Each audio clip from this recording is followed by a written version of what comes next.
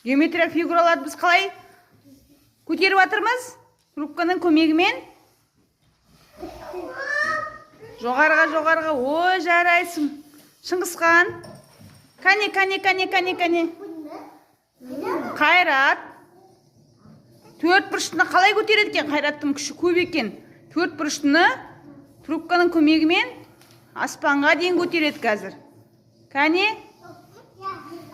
Өте жақсы. Жарайсың. Мақсат, Салахадин. Кәне, Мақсат. Өте жақсы. Салахадин аспанға дейін көтерді. Ерасыл. Салахадин тағы да көтеріп жатыр. Кәне. Ясина. Алинор. Кәне көтерейік.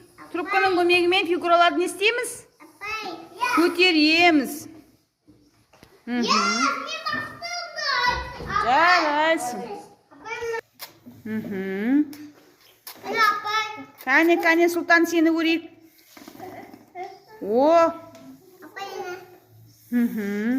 Өте жақсы. Міне, жарайсың. Әбден көтергенше түсірмейміз. Міне, Шыңғысхан. Кәне, сені көрейік, Шыңғысхан. Ерасыл. Жарайсың. Басқа да фигураларды көтеріп келуге болады. Тек қана бір фигураны емес. Үш бұрыштында, төрт бұрыштында Алинор. Ясина, кәне. Өте жақсы. Жарайсың. Кәне. Жарайсың. Міне Қайрат. Шахназ, кәне сені көрейік. Қай фигураны көтеріп жатсың сен? Төрт бұрышты ма?